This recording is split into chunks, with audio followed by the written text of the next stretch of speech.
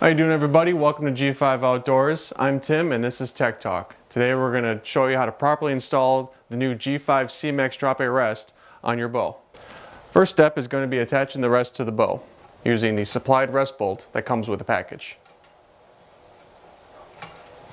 What I like to do, and if your bow allows, is to butt the rest right up to the riser to give you the most solid fit possible. Once that's there, tighten down the screw and then snug in the set screw.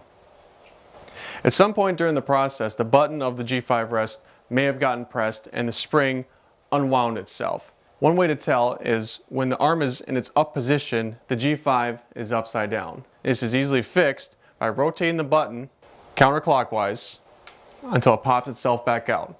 And now the G5 is in a more vertical position.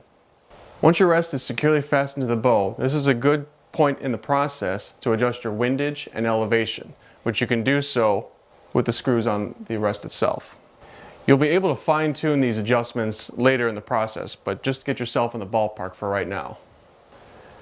Now, when you're ready to install the Cmax drop cord, you actually have the ability to install it in the top limb or the bottom limb. For this process, we're going to install it in the top limb. What you want to do is, using the supplied bumper that comes with the rest, is place it on the side of the limb, that's the side you install the rest or the sight on, just in front of the cam or the wheel, depending on your bow.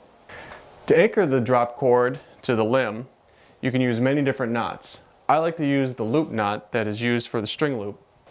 With a rubber bumper installed on the side of the limb of the rest and the sight, just in front of the wheel or cam, depending on your bow, take your drop cord, feed it through the limb, and bring it back around, leaving yourself enough slack to work with.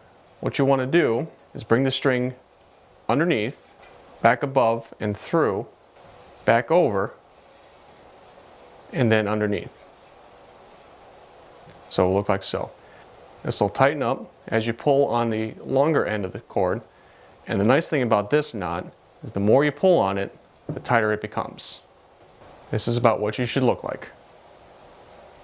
From there, we're ready to attach the drop cord to the rest itself. Bring the cord down around the screw on the rest and feed it through the groove, like so. Using the slack that you have on the drop cord, pull up on the rest as hard as you can so that the arm is dropped down all the way.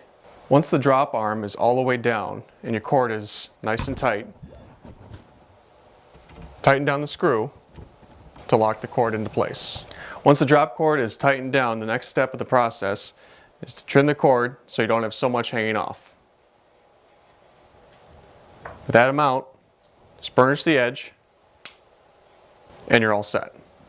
One thing you may notice over the time you're shooting the bow is the arm may get to a point where it's not dropping all the way. What's happening is the cord itself is just simply stretched in. This is an easy fix by simply repeating a step in the process that you used to set the rest up. Simply loosen the screw, the drop cord is tightened around, and pull up on the cord to make it nice and tight, and then retighten down. Once everything is set up, now test the button. The arm will come up all the way, and now your arrow will have full containment. To reset the rest, draw back on the bow. The spring inside will catch the cord, and now the arm is dropped back down. And that's how you properly install a G5 Cmax Dropaway rest. For more information, please visit g5outdoors.com. I'm Tim, and this has been Tech Talk.